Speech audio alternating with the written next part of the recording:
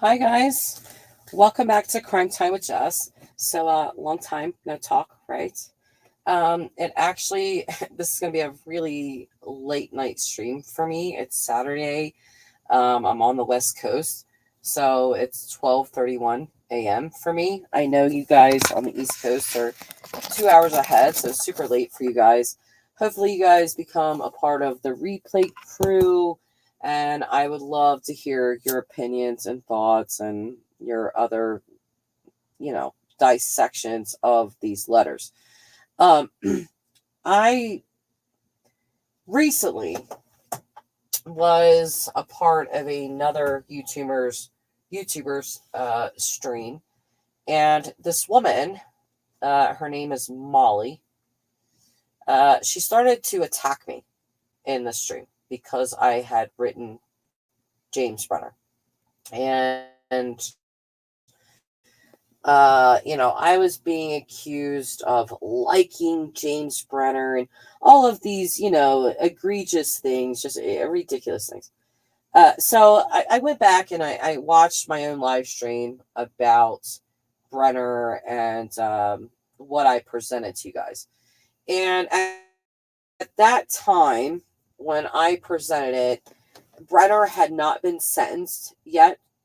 We all know that now he has been sentenced to 3 to 30 years.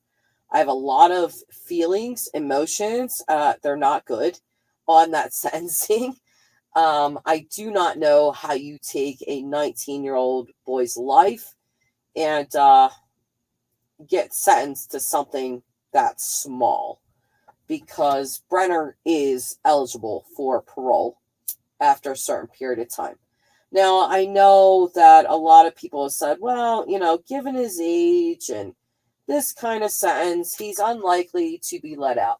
Well, listen, we had OJ and we had Casey Anthony in this country, and I very firmly believe in our justice system, but we do not always get it right. And with Dylan's case, it greatly bothers me.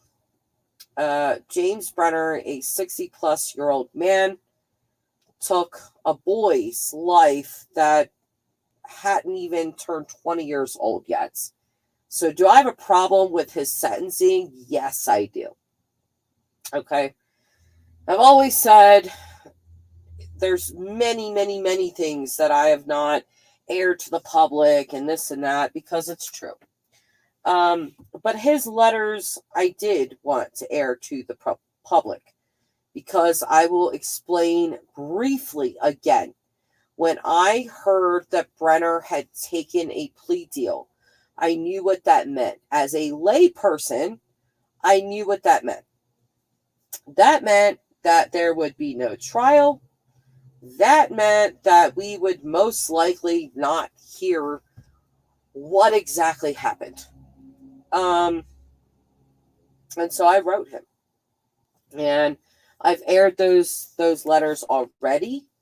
But when I aired them, again, I just left them up to the viewer to decipher them as they will.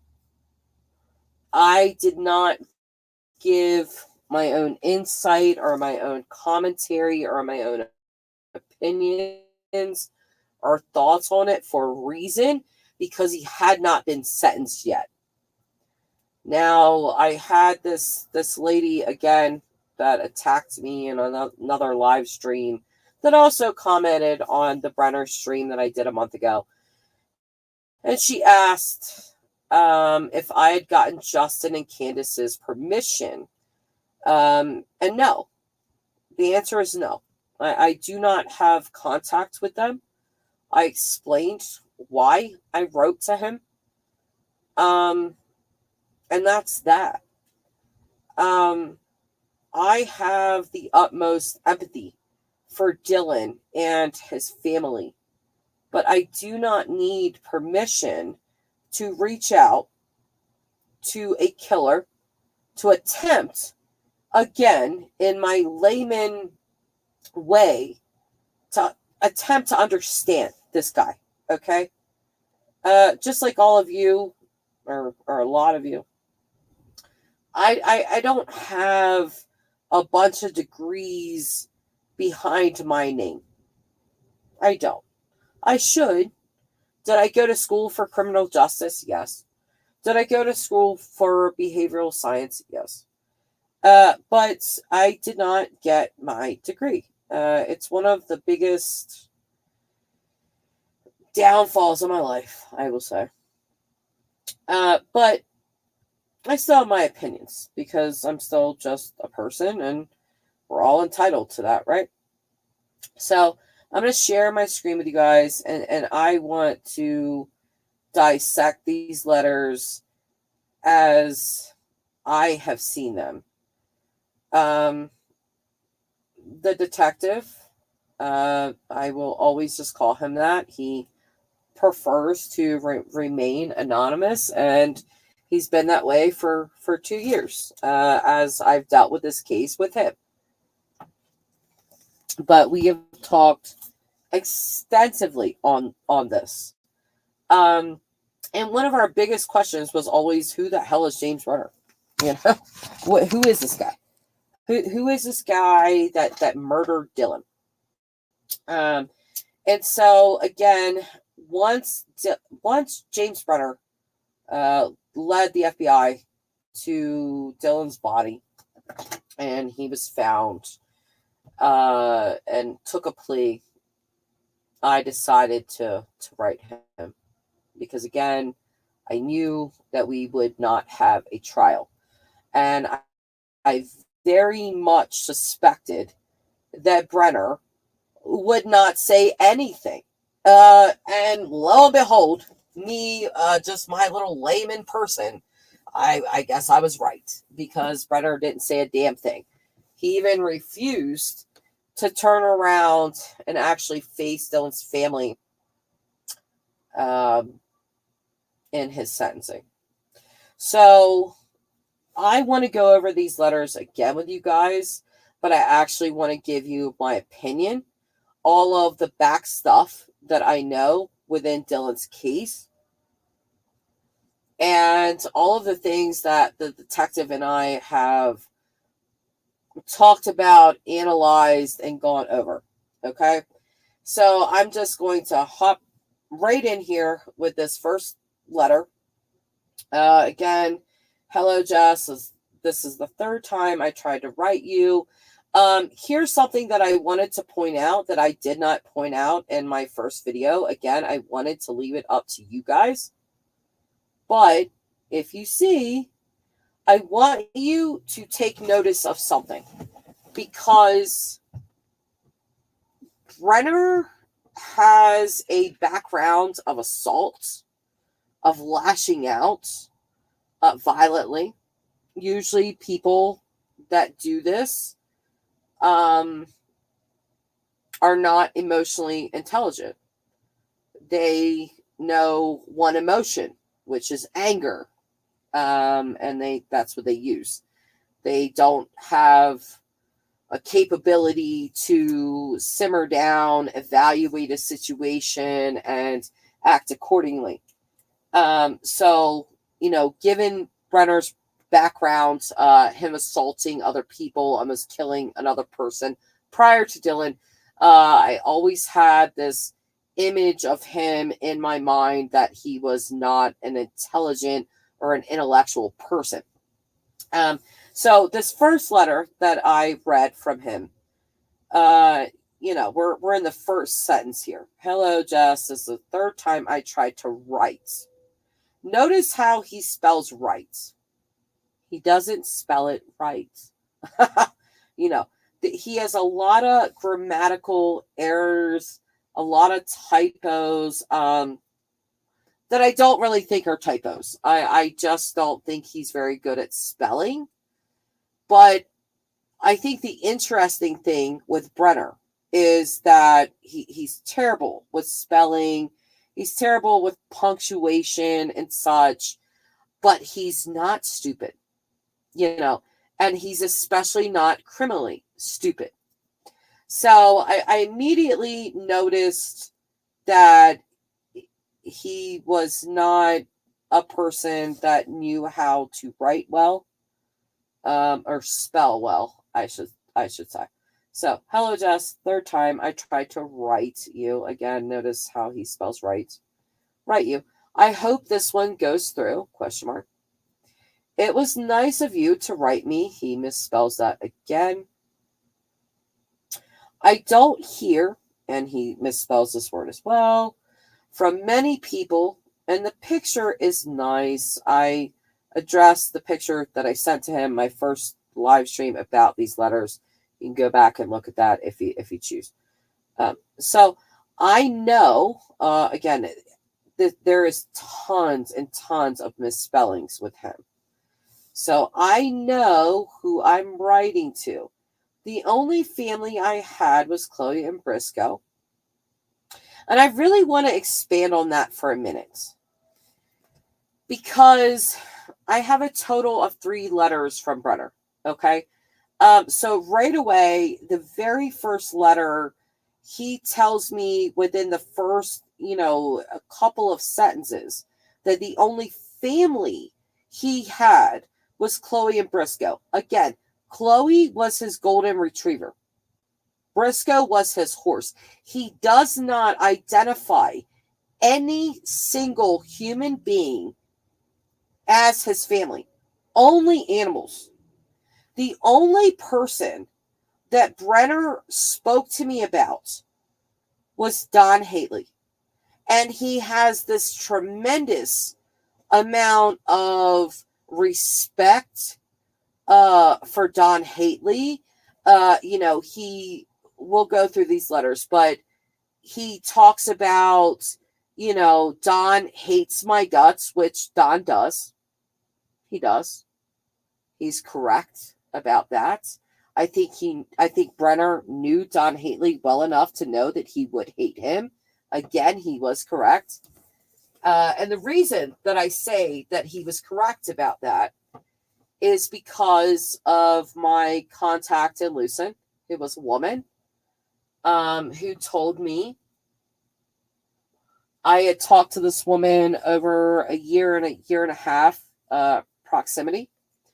And I talked to her a total of 3 times.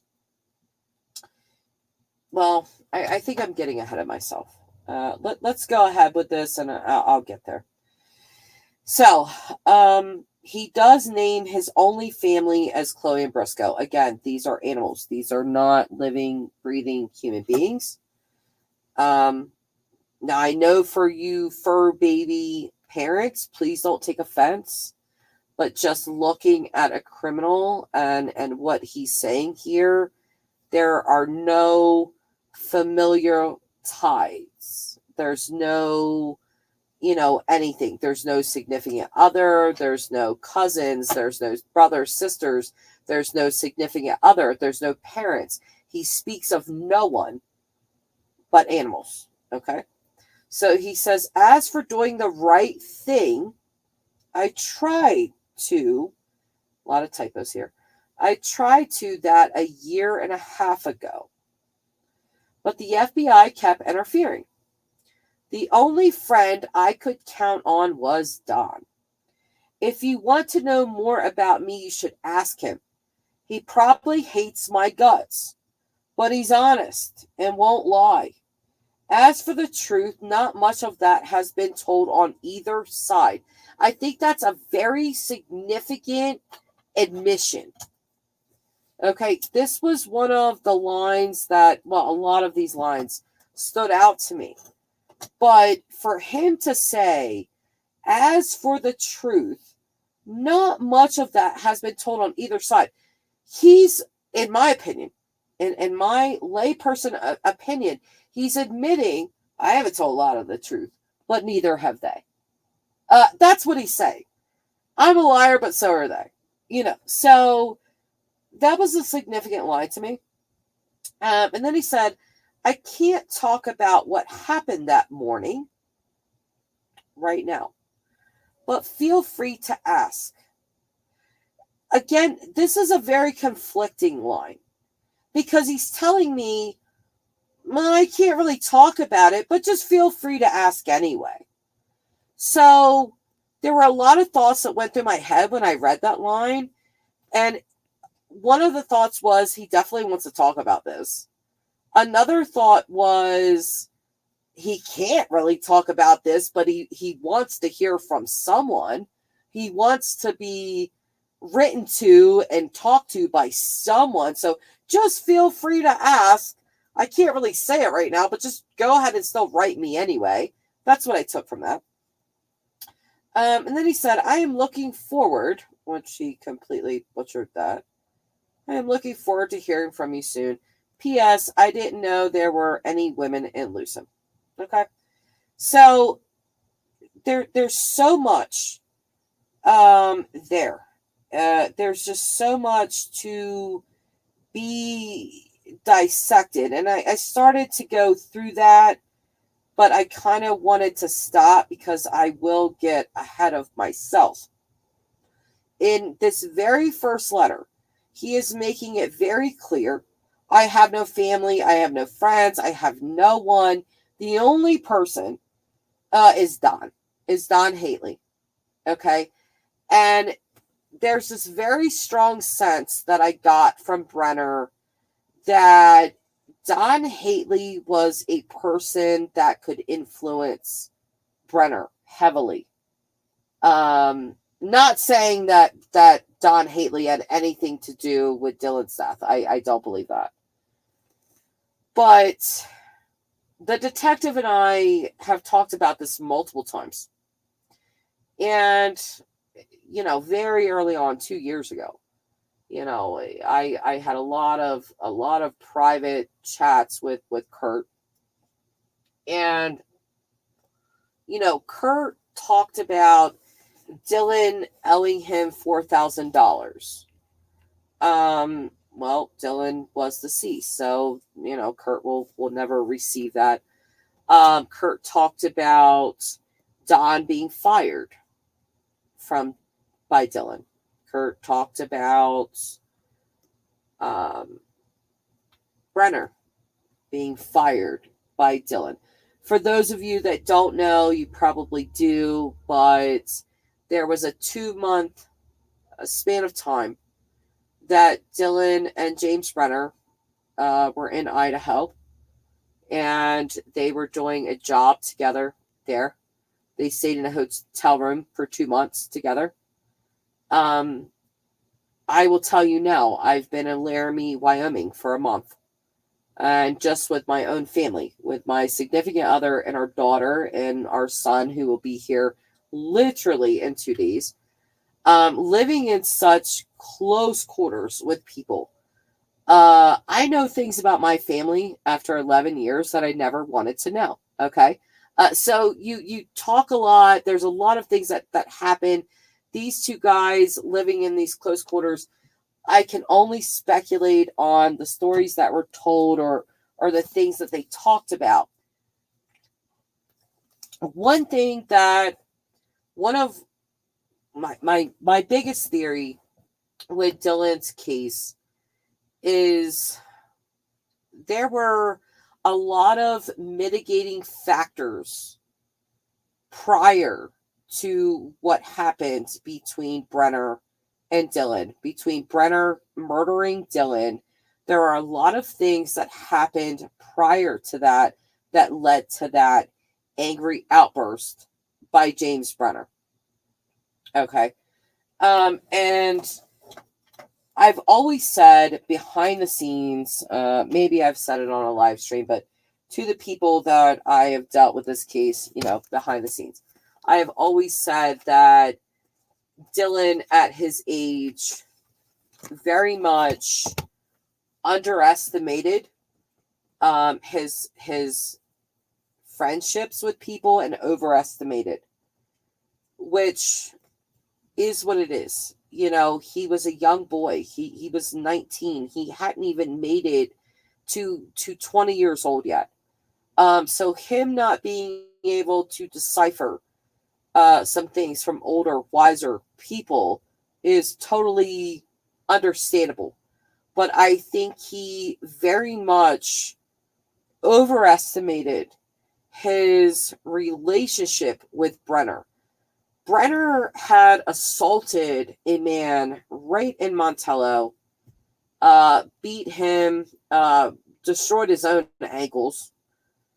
In the process of that, Brenner was due in court in July. So he was due in court roughly a month or so before he murdered Dylan for assault, serious assault on a person. Okay.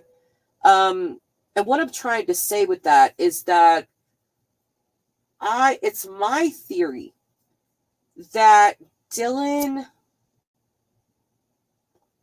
brought his grain and his truck to that grain shed.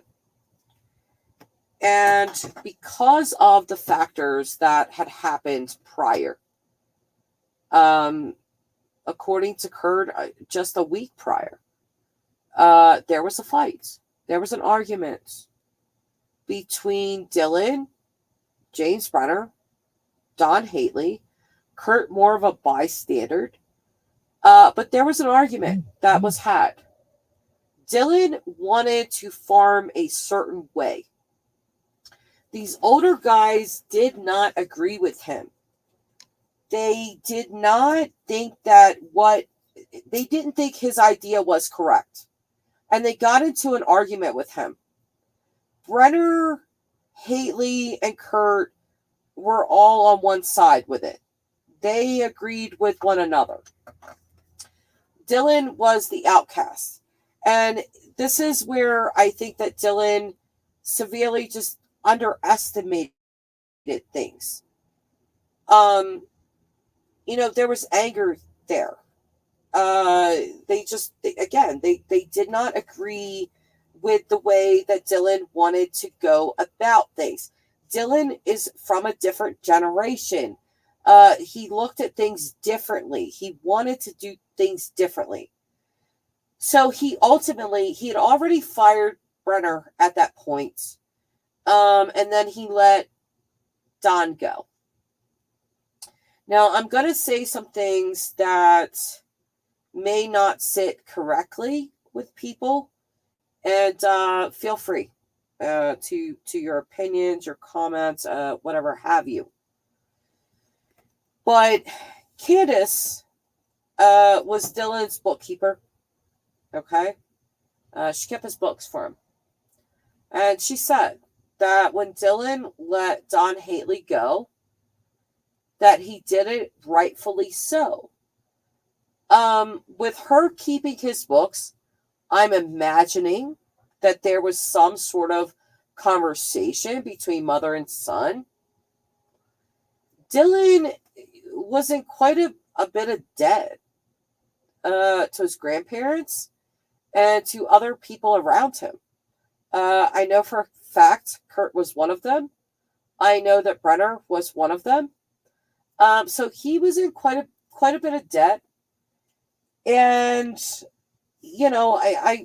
I speculate, I wonder if he, said to his mom, he was keeping his books, like, maybe I don't need to keep Don Haley. Maybe I just need to let him go. And she may have agreed. I don't know. Pure speculation on my part. But in a really crazy, indirect way, that decision almost signed Dylan's death warrant, because Don Haley was the one and only person that could have really talked Brenner out of doing something to Dylan terrible, that could have talked Brenner out of murdering him or killing him. If Don Haley had been present, I do believe that Dylan would be alive today. Okay? I'm getting a lot ahead of myself, because there's just so much about this case, and I could talk about it for hours. But we'll go on to the next letter and see what this jogs with my mind. But so this one says, "Hello, Jess. It was nice to hear from you again. There's a ton of grammatical errors. Brenner is a terrible speller, but he's not stupid. So there's that. He says, there's not much to do in here, and your letters give me something to read. I'm locked in my cell for 47 hours and 1 hour of rec. I don't play cards. I like to read. That was surprising to me. I'll stop there. Because again, I, up until this point, did not view Brenner as any type of intellectual person whatsoever.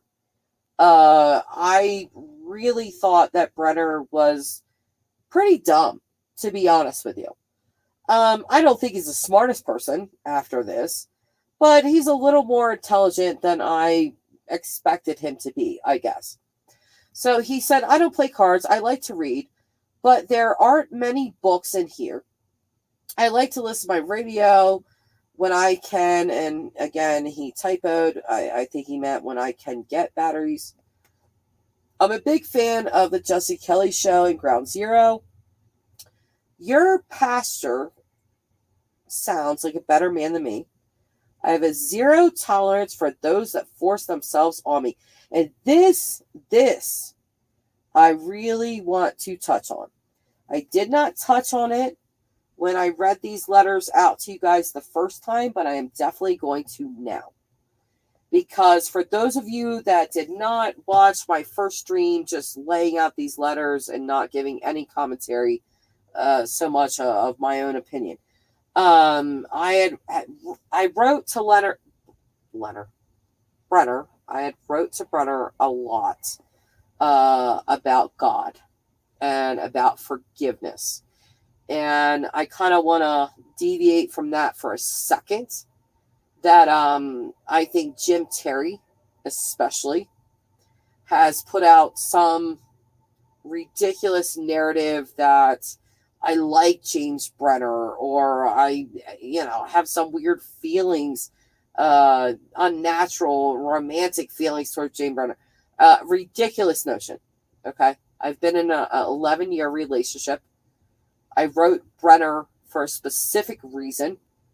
Because again, he took a plea bargain. There would be no trial. And as I thought, he wasn't going to say a damn thing in court, and he did not. And I wanted to hear from this person who took Dylan's life. And that is the sole reason why I wrote him. Okay? And I wrote him about my pastor saying that my pastor's wife was murdered when she was pregnant with their second child. He had left, and there was a camera within their house.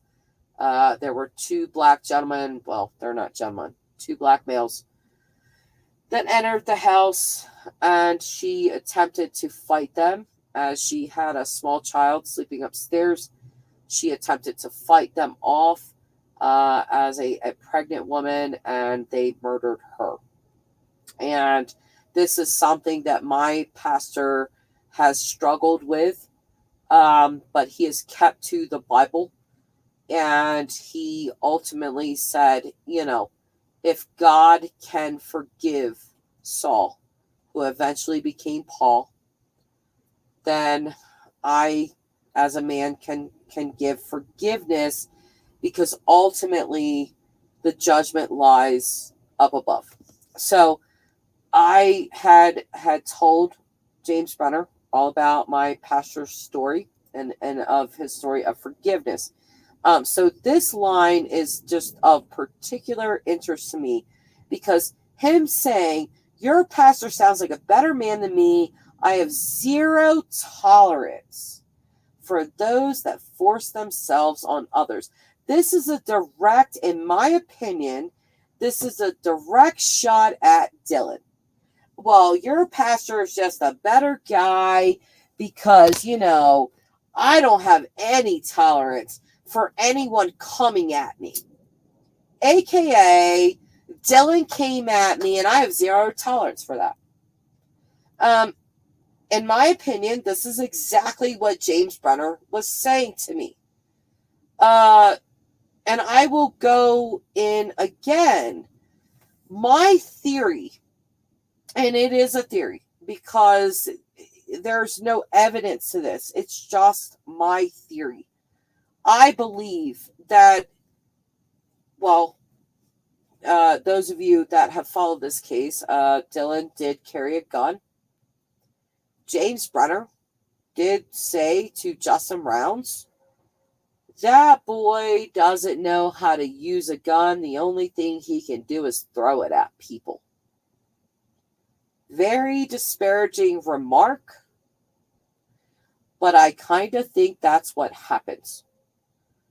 My theory is that Dylan, with all this grain, which equals money, got up that morning and rushed that grain into that shed because he didn't want it to be ruined. That's a lot of money. His grandparents took out major loans for him, and he did owe people money, and this grain was money to him. So of course, if the grain had gotten wet and it would have ruined the grain if it would have gotten wet. So he needed to get it in there. And I think there was a confrontation, obviously, between him and Brenner. But I don't think it was spur of the moment. It was, but it wasn't. There were mitigating factors behind that. Weeks behind, months behind, that made Brenner react in the way that he did. Him and Dylan were clearly not on good terms. Dylan had let him go as a worker. Dylan had let his best friend, Don, go as a worker. There was no one there to, be a middleman.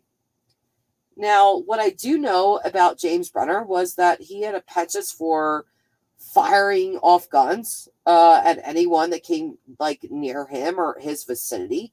He would shoot at people randomly. He had tried to murder a person before, hitting them in the head. He had serious assault charges.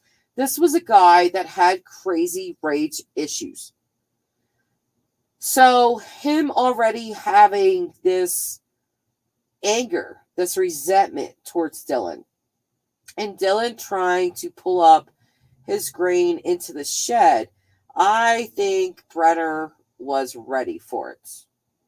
And I think that Dylan was aware, not aware of all of James's history as far as, his assaults and things on people. But I think that Dylan, along with a lot of, mostly everyone in Montello, that knew that Brenner had assaulted a guy, in broad daylight, right at the store, beating this guy up. I think Dylan was well aware of that and aware of Brenner's temper and such and such. But here's where I say that I think Dylan underestimated. Because again, Dylan and Brenner did do a job together. They did spend 2 months in a hotel in Idaho doing a job together. And so I think Brenner came at him aggressively. And I think that Dylan thought, pulling my gun is going to stop this whole situation. Pulling my gun out on him is power. And this is where I think that Dylan underestimated a person like James Brenner. Because James Brenner was not afraid. I think that James Brenner fully knew that Dylan was not like him. Dylan was not a murderer. Dylan was not someone that wanted to assault people and do all these kinds of things. So I think that when Dylan pulled his gun on Brenner as a show of power, as a show of, cut your bullshit. We're not going any further. I think Dylan was, in my opinion, crazy surprised at Brenner's reaction, because I don't think Brenner was in fear at all. I think he most likely saw the hesitation in Dylan. And I'll stop and say this here. I'm an American. If any of you are listening to this outside the United States, I am an American. I fully believe in our Second Amendment. You don't have to. It's your right as an American not to. But I do believe in our Second Amendment. Okay? And so I think that Dylan had this idea that, if you pull a gun on someone, you have the ultimate power over the situation.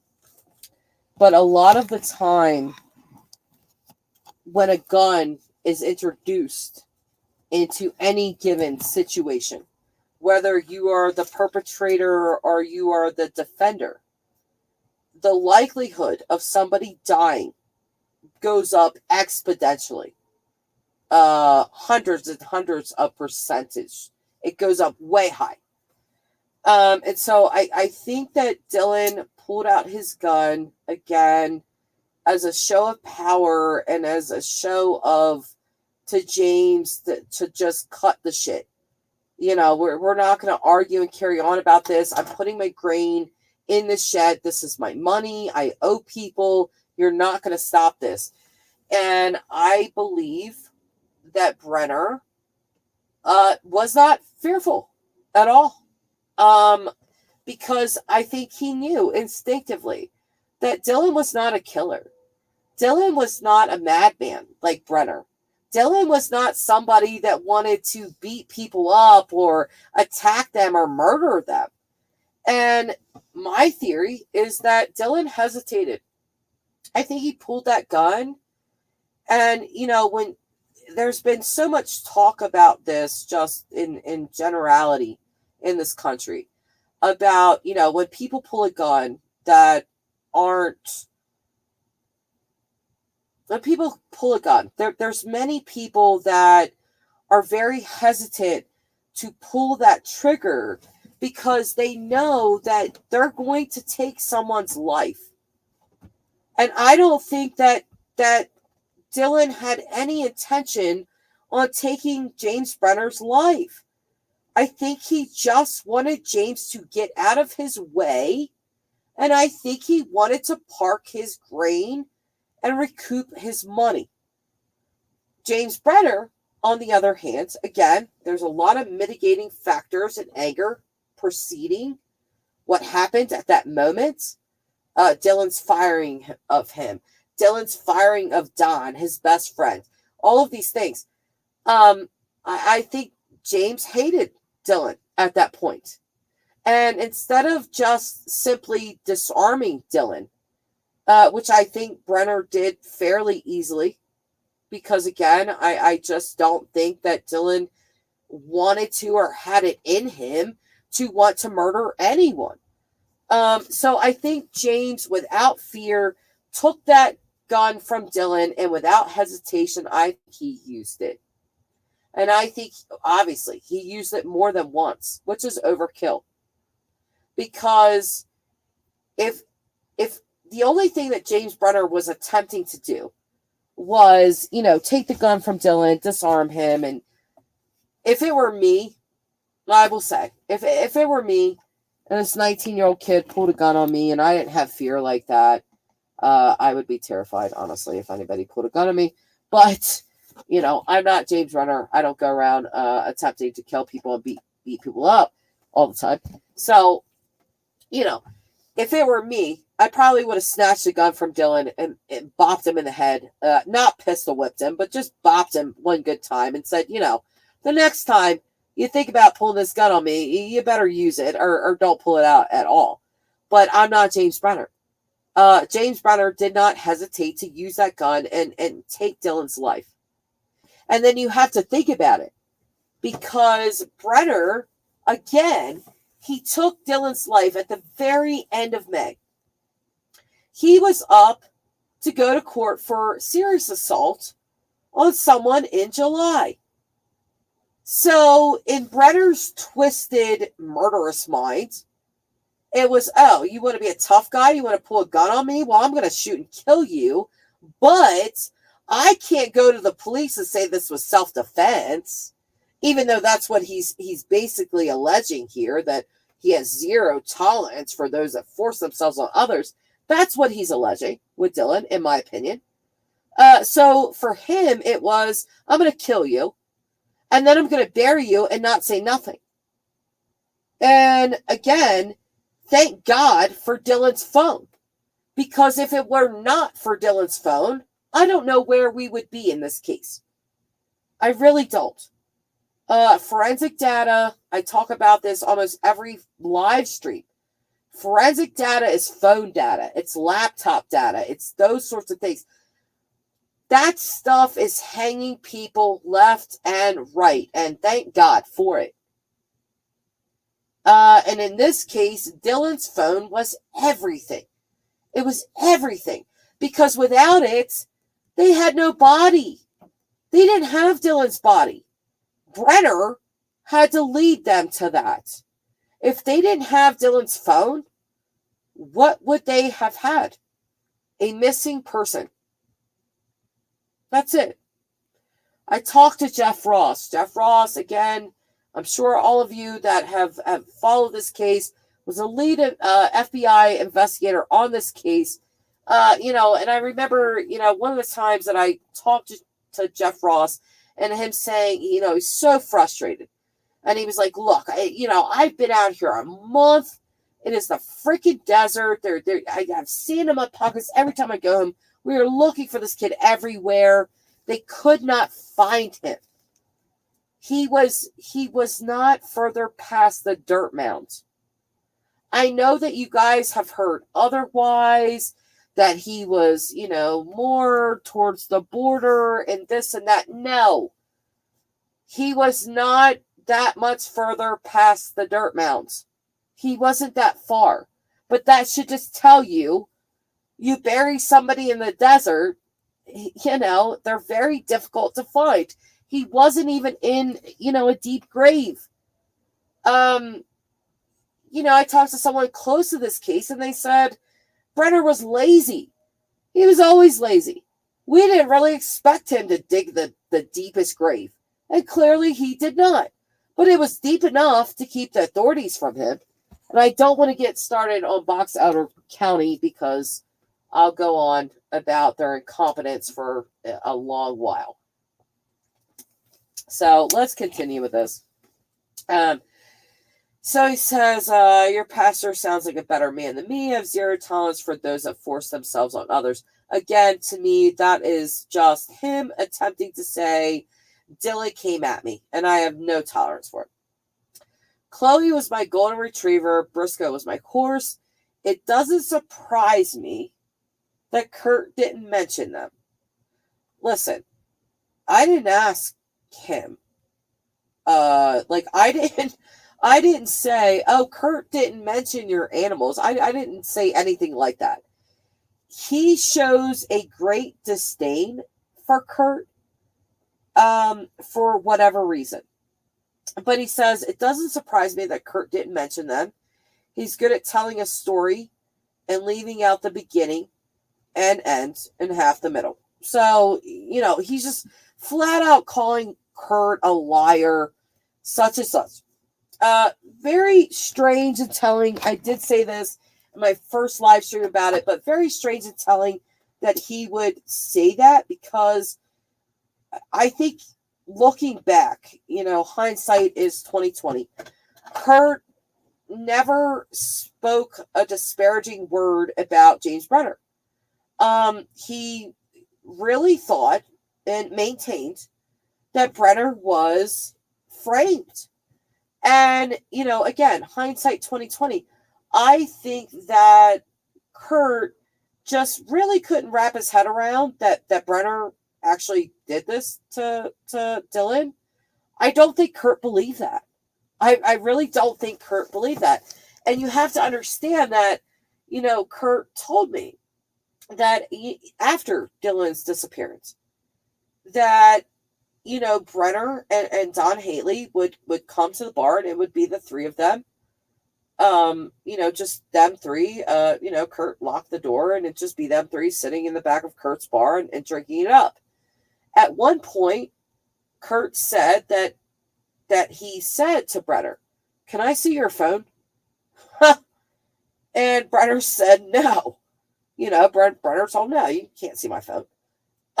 So to me, that was the one moment of Kurt, again, 2 years ago, of him kind of saying to me that he had some weird suspicion and asked to see Brenner's phone. I think they were all sitting in the back of the bar drinking together, and he kind of, "Hey, can I just look at your phone?" And Brenner's like, "No."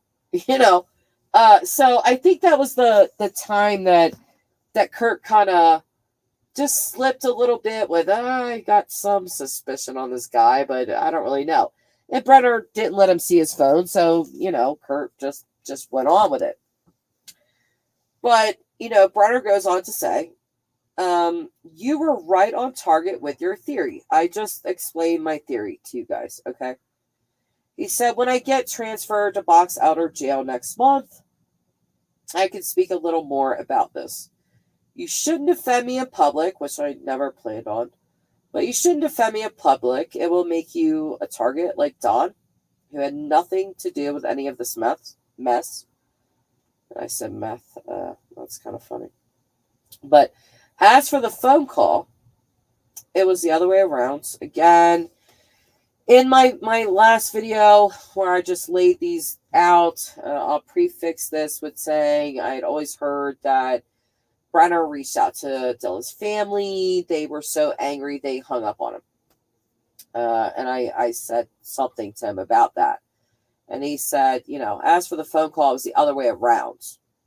They yelled over me while, which you gotta love the way this illiterate man writes while I was trying to talk, so I hung up.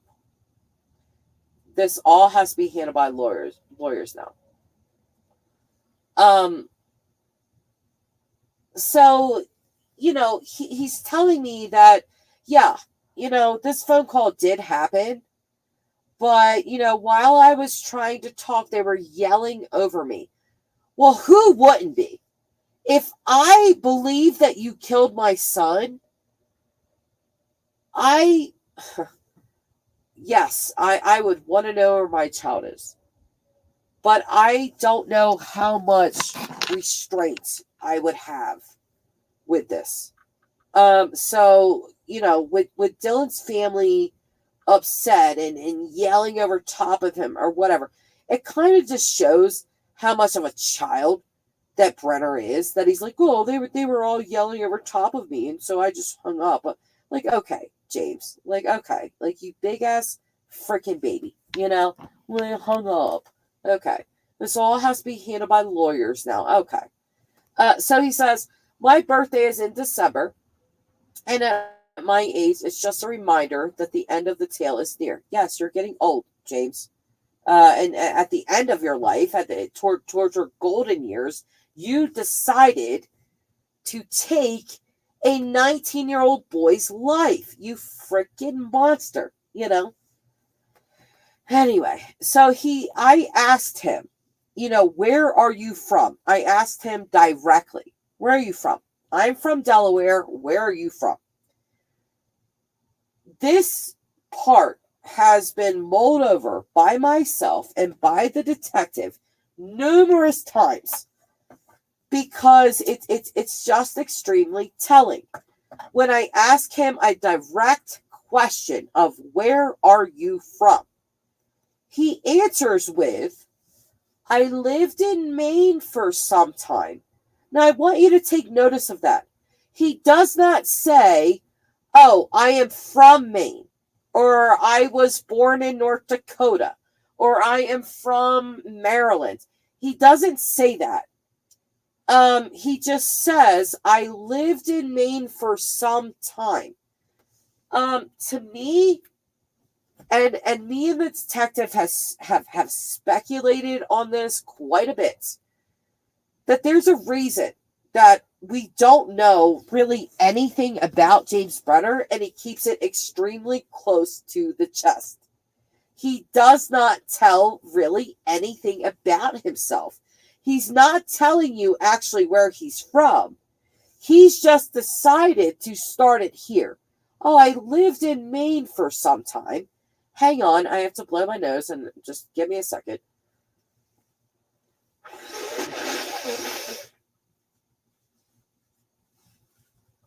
So he says, I lived in Maine for some time.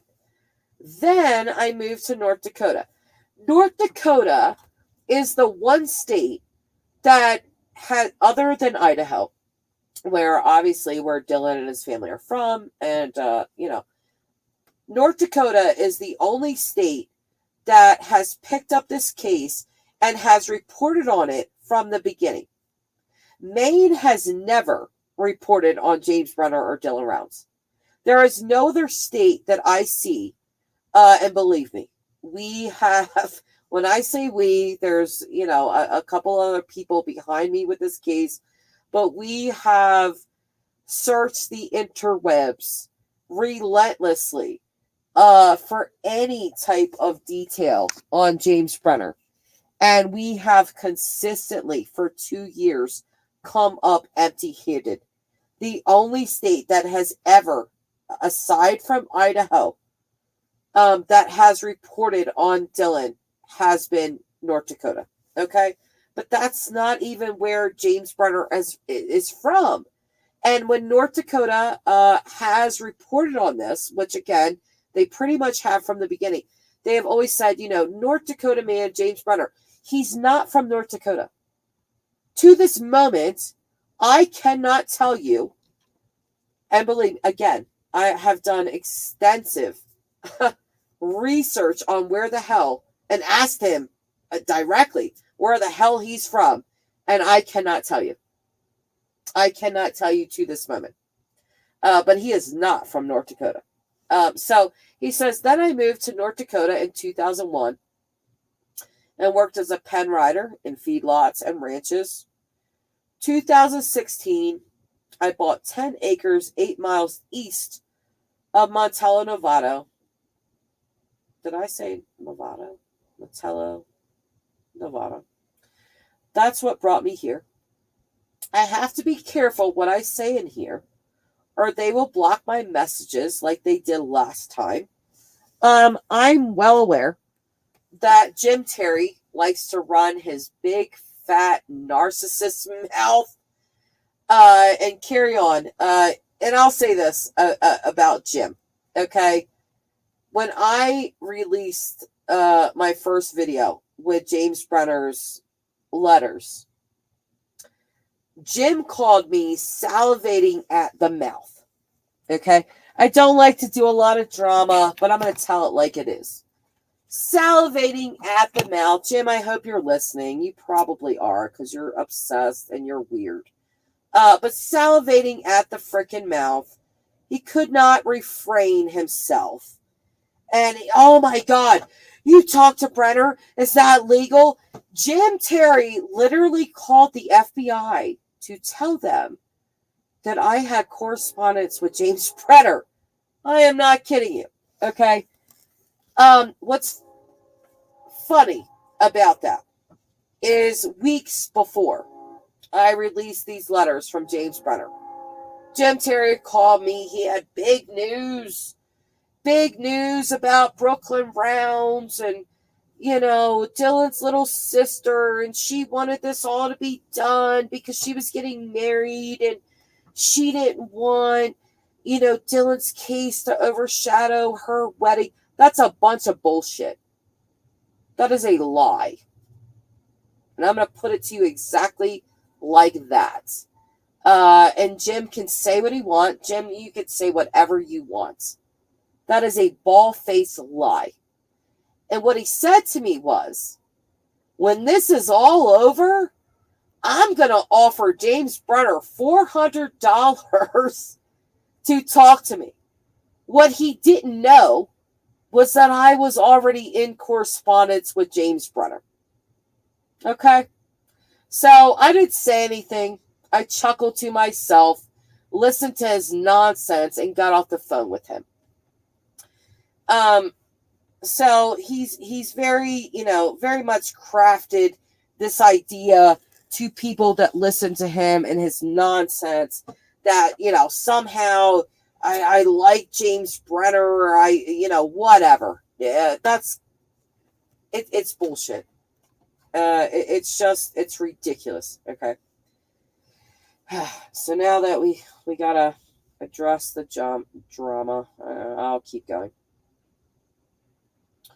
So he says, I have to be careful what I say in here or they will block my messages like they did last time. I'm trying to give you enough pieces to this puzzle that when I call you, I will fill in the blanks. I was not a squatter. The front and back gates were locked, and me and Dom were the only ones with keys. Now, I'm going to stop here because I did not ask anything about him being a squatter. I did not ask him anything about any keys, anything. He's just offering this information up. Why is this important? He doesn't want to look like a squatter. I get that. I know that everyone in Lucin, 2 years ago, I knew that everyone in Lucin called him the dirt farmer. I knew that he was not particularly liked, and was looked at as, a bad guy. So I think he wanted to get that out of the way. But as far as, having keys to the gate, him and Don, I've mulled over this line so much because, again, I didn't ask about it. I didn't ask anything about keys to the gate or who had them or anything like that. He's just offering up this information. And so why are you telling me that you and Dom are the only ones with keys to get in? That goes along with you not being a squatter, that you and Don had these keys, or what exactly does that mean? Does that mean that no, I don't want to go into that at this moment. We'll keep going on. So he says, people who are hungry for the truth won't like the taste of it when it's served to them. Yeah. He says, I do hope you like Wyoming, and I do. I've never been there, but Don was raised there. Well, that's nice for Don because Wyoming is a beautiful state. It sounds nice. He said, well, I should end this for now. You take care and remember, things we can't remedy, we must endure. This last sentence I want to talk about as well. Because for me, what I took from this was basically him saying, I can't take this back. I killed Dylan. I can't remedy it. I can't change it. So now I just have to go through it. But he's also saying, all these people that are hungry for the truth, well, they're not going to like the taste when it's served to them. Well, again, Brenner, what exactly is the truth? You have implied earlier in this sentence, right up here, where he says, your pastor's a better man than me because I have zero tolerance for those that force themselves on me. You are implying that Dylan came at you. I'm not going to say that's true or not true because I was not there. I do have my theory that Dylan did. I think, again, Dylan, in my opinion, was trying to protect his grain and his money. And I do not believe that Dylan had it in his heart to murder anyone. I think that he looked at a gun as a source of power. As long as I pull this gun, now I am in control of the situation. What he underestimated was Street Fighter James Brenner, raged out James Brenner, who assaulted, attacked, almost killed other people previously to Dylan. I think Dylan just severely underestimated what Brenner's reaction would be. I think that Dylan thought, when I pull this gun, Brenner is going to back down and let me park my truck here and leave me alone. I do not think that Dylan was anticipating that is exactly not what Brenner was going to do, that Brenner was not going to take him seriously, which I don't believe he did. I think that Brenner snatched that gun from him very quickly and took Dylan's life. He didn't have to, but it's exactly what he did. Because was Brenner's life truly in danger? Not in my opinion. Not in my opinion. But according to Brenner, zero tolerance for anyone that comes at him. Well, I think Dylan came at him, and he just had zero tolerance for that, okay? So, third and final letter. Dear Jess, thank you for the book offer, because again, in my last live stream, I said when I showed these letters, I offered him a book. To this moment, I want to make it very clear, I have never given James Brenner a single penny. I've never put $1 on his books. I've never bought him a book. I've never given him any money whatsoever. But I asked him what kind of books he would like. I did offer him a book, not because I wanted to buy him a book, but because I wanted to dig into his mind of what kind of person he was. And so he says, Dear Jess, thank you for the book offer, but they would never let it through. They being the jail. He said, I do like Tom Clancy's early work, like Jack Ryan. I actually like Jack Ryan as well. And Rainbow Six, and Clive Cussler, and Stephen Hunter. My 3 favorite books, which, if I could just stop here, Brenner going on and on about books and what he likes to read was just really mind-blowing to me, because again, I had this image in my head of an extremely unintelligent person, definitely not a reader or anything like that, but I think I kind of forgot that he did do time in prison prior to Dylan. So, maybe that's where he learned to like to read. But I'm reading this and I'm thinking, what the hell? Okay, so this guy, like Stephen Hunter and Tom Clancy, and then his 3 favorite books are Atlas Shrugged, really? In 1984, really? And The Hunger Games. I love The Hunger Games. Hunger Games is a great book, great movies, books. Tyler and I and Jace, we went to every single Hunger Games movie in the theaters. So I'm reading this and I'm just like, okay, and then here's where he wants to attack the family. So he says, Candace and Justin know about as much about me as they knew about what Dylan was doing. Okay, and I want to stop at that sentence, because the detective and I have speculated tons over this very sentence. I don't think it's any big revelation or anything that Dylan was extremely close to his grandmother and his grandparents in particular. I will not sit here and disparage his family. There's been things that I've been told and such and such. But I'm not going to do that. Do I think that Dylan was super close to his parents? Not particularly. But I do think that from what I've been told and all of that over the course of these 2 years, he loved them as his parents. But there was a lot of things that happened within the family. Not good things, okay? So I think that Dylan, took a lot of comfort with his grandparents, and I think his grandparents,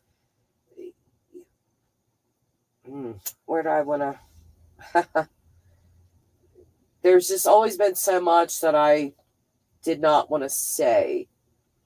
But I guess I'll say this: that there's Dylan's grandparents saw uh, what was taking place with Dylan and Justin, and um, Justin had an explosive temper by multiple accounts, and Justin himself was an adopted child, and whatever reason that Justin had to be, an angry person or display his emotions through anger. I don't know. I can't fully speculate on that. But, it's been said that the family, meaning Candace and the children, had a nickname for Justin, which was the volcano, because he exploded. He had a temper. And I think that Dylan's grandparents, Dylan as the oldest grandchild, I think they loved him unconditionally. I think that they tried to get him out of a bad situation. Dylan had, in his teen years, in his high school years, had gone to live with his best friend, JD, to escape some of the home life stuff that was going on. And so I think that Dylan's grandparents attempted to, get him out of that situation, put him somewhere where he would thrive as a farmer. They put out a lot of money. They took out loans for him, and bought, this land in Lucid for him. But essentially, they put him out in the middle of a desert, surrounded by very few people. And the people that he was surrounded by were people that wanted to live off the grid, like James Brenner. People that had done bad things in their life that just they didn't want to be in society. As a 19-year-old kid, I don't think that Dylan wanted to be off the grid. I think that's why he made so many trips back to Idaho, because Idaho was home to Dylan, not Lucin. Idaho was home. Idaho was where his family was, his best friend was. Everything he knew was in Idaho, not Lucin. And as a person that spent 42 years myself in Delaware, and that now lives in the west of this country, I've experienced Oklahoma. I'm experiencing Wyoming. I long for home, being Delaware, being the East Coast, being my family and friends. I long for it often. And so I understand that feeling. I think Wyoming's a wonderful place. Maybe Dylan really loved Lucin and wanted to make something out there, and I believe he did. But it doesn't stop the longing for your family and friends and familiarity that you know. It hasn't stopped it for me, and I highly doubt it stopped it for him. So this sentence that James Brenner wrote, that, Candace and Justin know about as much about me as they knew about what Dylan was doing. I have speculated privately that, well, we already know that, Dylan drank underage. He got a charge for that in 2021. And he wasn't 21 years old yet. He did get a charge for that. And then, of course, Kurt, has told me, that Dylan spent a lot of time at his bar, and Dylan would come back from Idaho with a lot of beer. He'd bring a lot back with him. And was this a person that, a young man that kind of was cast out in a way,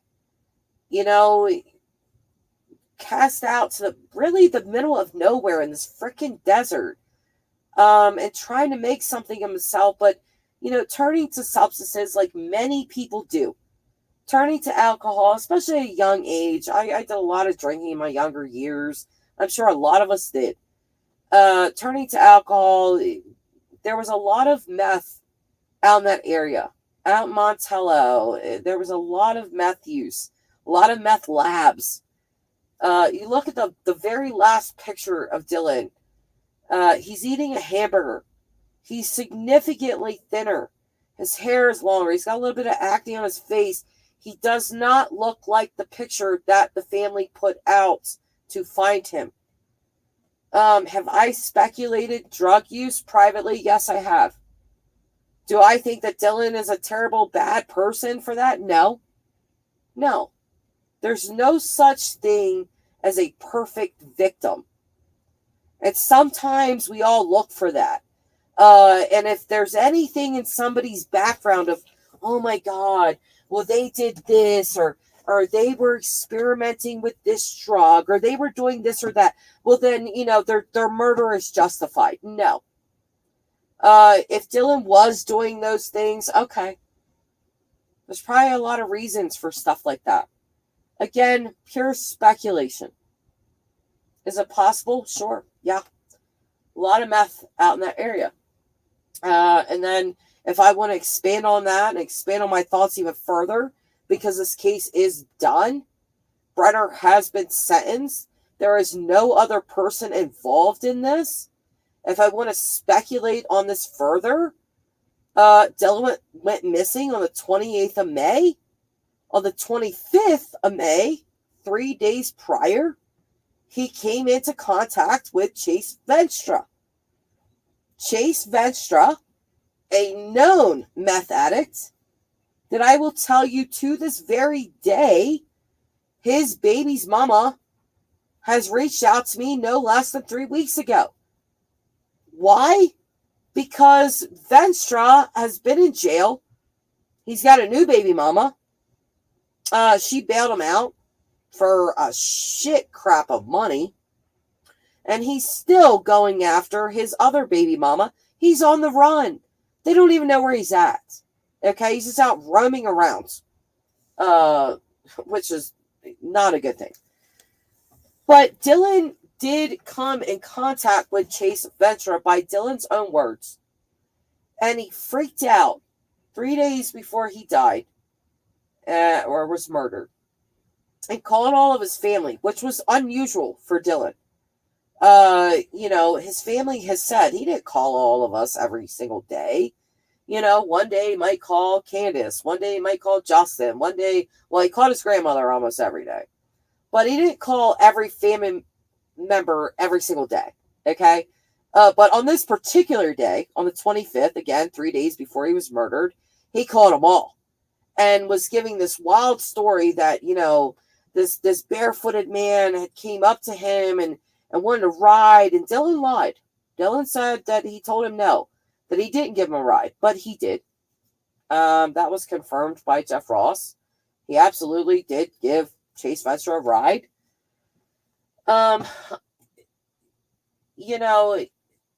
In my opinion, because back then, 2 years ago, I said to Jeff Ross, I said, Chase Venstra said to his baby's mama, Tracy, that the last thing that he said to Dylan before getting out of his truck was that he should be careful of Kurt, stay away from Kurt.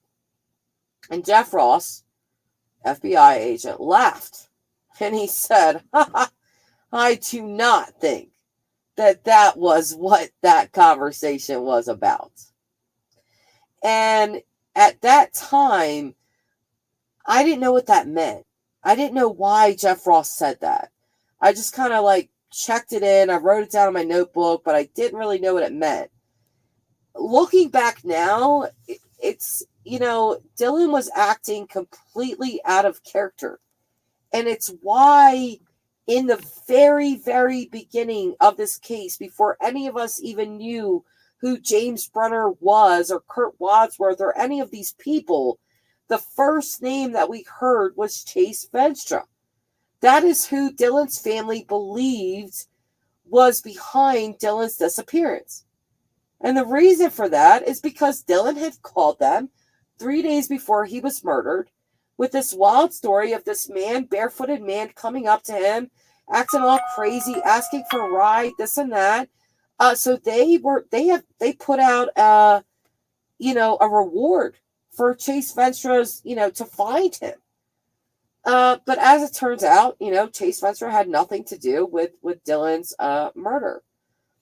But looking back on that, because this was so out of character for Dylan to do, because he lied, because, he told this wild story that just wasn't true. He told his family he didn't know Chase Venstra. He did know Chase Venstra. Chase Venstra's sons worked for Dylan. He absolutely knew Chase Venstra, but he told his family he did not. And so looking back on that, my thoughts are, was Dylan getting high with Chase? Did he get high with Chase? Was that why, he was calling up everybody and telling this wild story? I don't know. Again, it is speculation. But I'll continue on with this. So Brenner goes on to say, the people that call me a monster liked me better when I was a doormat. I will tell you guys that I told him, people in Lucin call you the dirt farmer. Everybody else calls you a monster. And I specifically pointed out Candace and Justin, calling him a monster, because they did. We all did. I still do. But it's funny that he says, the people that call me a monster like me better when I was a doormat. To me, this is Brenner having a woe is me moment. Having they liked me better when I didn't do anything about, I didn't stand up for myself or say this or that. To me, I read this as, just a woe is me moment. Oh, they liked me better when I didn't say anything, but, the second I stand up for something, they don't like me anymore. Well, yeah, Brenner, nobody's going to like you when you murder someone, sir. Okay? So anyway, he goes on to say, Kurt and Dylan did spend a lot of time together in the saddle store when Dylan was in the area, but Kurt was not with him that morning.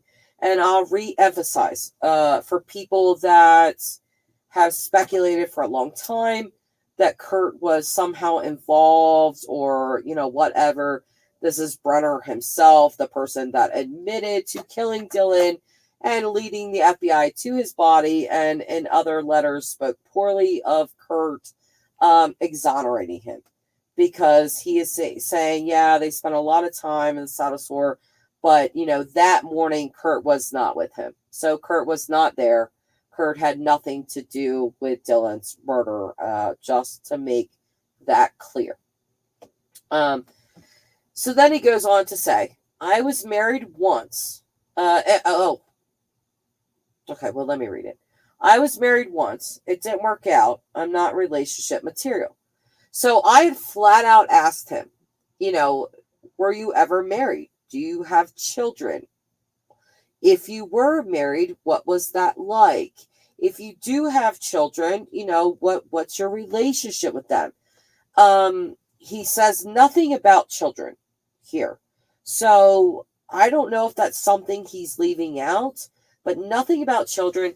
He does not mention his wife's name. Nothing of that. He doesn't mention nothing about the relationship. All he says is, I'm just not relationship material.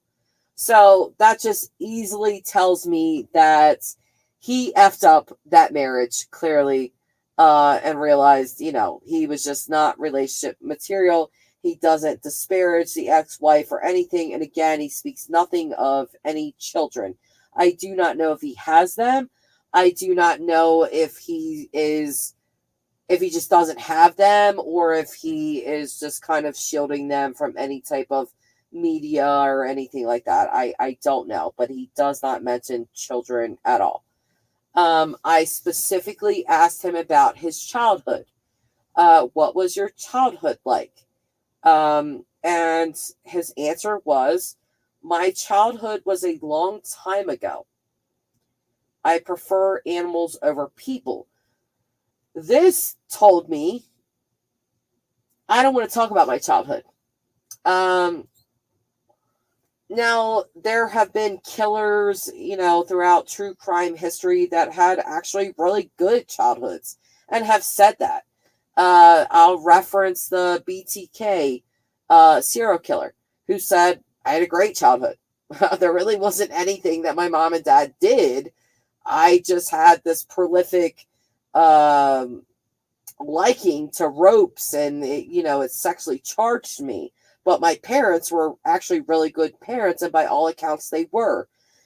So with Brenner not going into any detail about his childhood and just saying it was a long time ago, I'm going to speculate, and it just kind of tells me that that is something he does not want to talk about.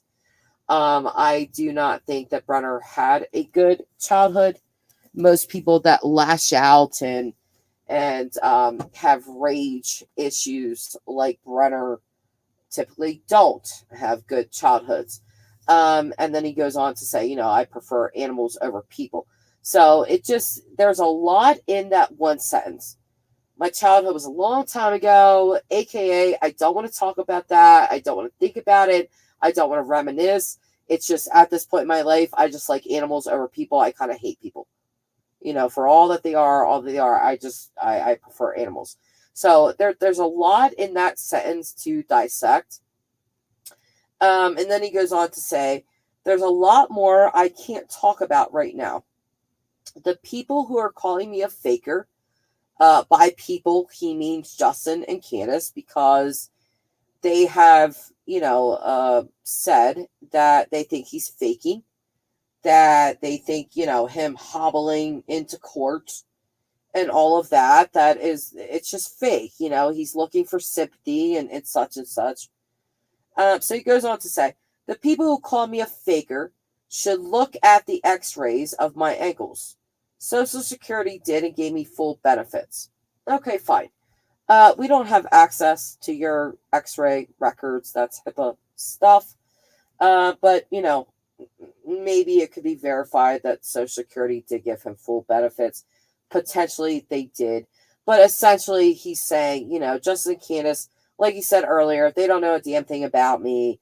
I do have these ankle issues. I'm not faking this. Social Security gave me full benefits, blah, blah, blah. So then, this last sentence really, I've mulled over this last sentence a lot, and I cannot make heads or tails of it. And I almost wanted to look at the books that he referenced as his favorites to see if potentially this line is in there. But when he says, got to go for now, I'm running out of things to write. Just remember, pressure makes diamonds. What the hell does that mean? What does that mean?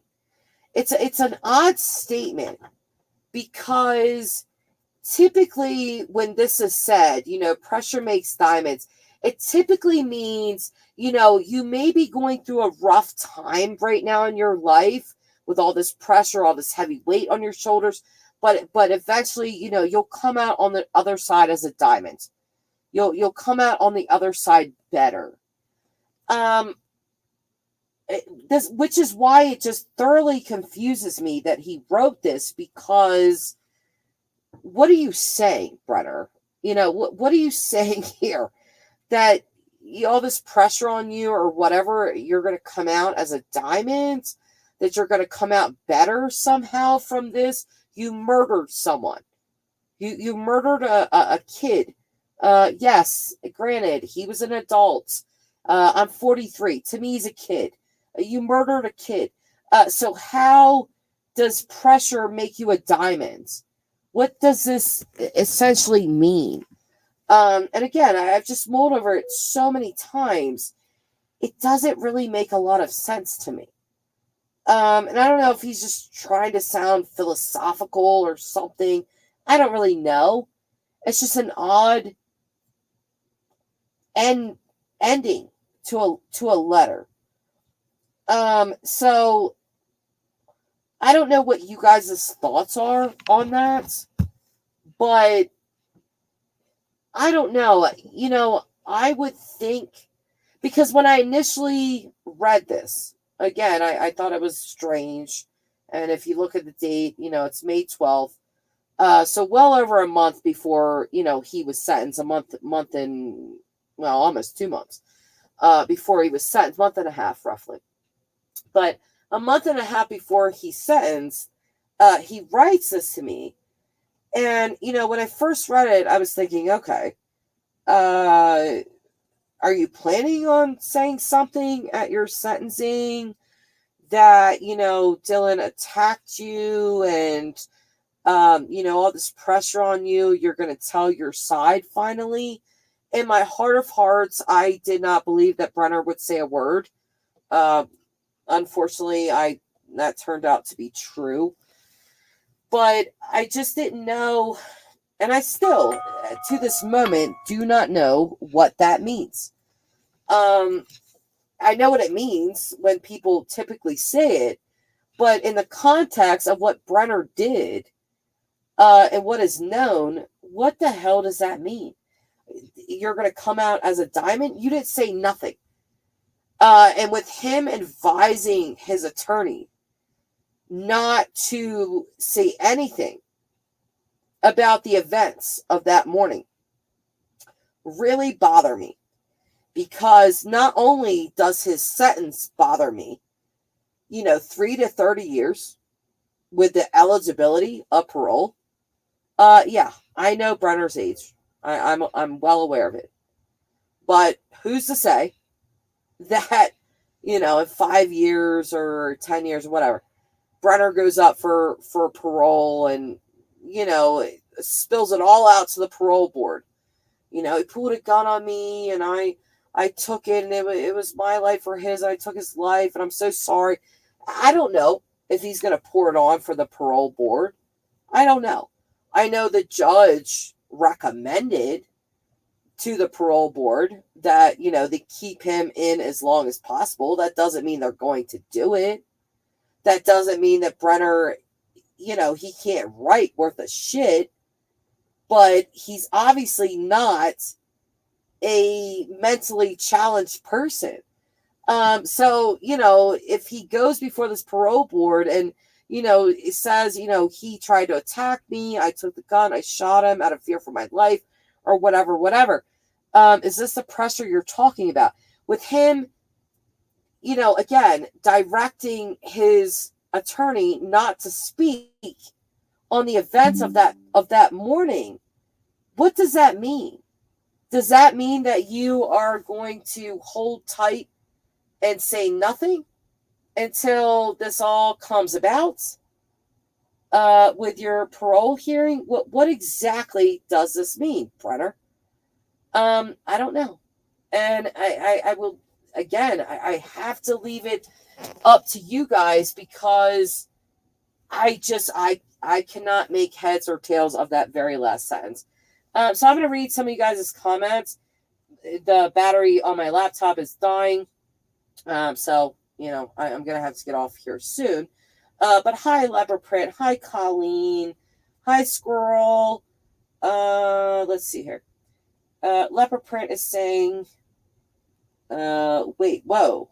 I didn't know Dylan pulled a gun on Brenner. Okay, nope. Let's be very clear. That is my speculation. That is not a fact. That is my speculation. So please do not take that as fact. That's my theory. Let's see. What else? Oh, Leopard Print did realize that. Oh, okay, that's a theory. Yeah. Hi, Jay. Hi, Mike. Good morning, crime fighters. Good morning to you. Colleen, thank you for all of your comments. Yes, I do believe he was just being a young adult. Again, I said in the live stream before, it does not matter what Dylan was doing or whatever. Even if he had, let's just theorize and speculate that he did pull a gun on Brenner. Because, and the reason that I theorize this so hard is because Brenner didn't have any handguns. Dylan did. Brenner had muzzle loaders and a rifle, but he didn't have a handgun. But he was caught on Dylan's phone cleaning a handgun. So that's why I'm speculating that it was Dylan's own gun that he killed him with. But even if Dylan had did this, even if my theory is 100% right, unlikely, but, who knows. But even if it was, if Brenner had taken that gun from Dylan, I think Dylan would have been terrified at that moment. I don't think that there was any reason for Brenner to murder him. He could have taken that gun, he could have shot him in the toe. Or not shot him at all. Brenner made a conscious choice with taking Dylan's life. And he outlines that in those letters by saying that he just has a zero tolerance for anyone that comes at him. So there's that. But I think I've got it all out. I hope you guys do continue to speculate on this or give your opinions in the comments section. I'm going to end this live stream because if I don't, my laptop is going to die. So I will see you guys all next time. Thank you for all being here, and bye for now.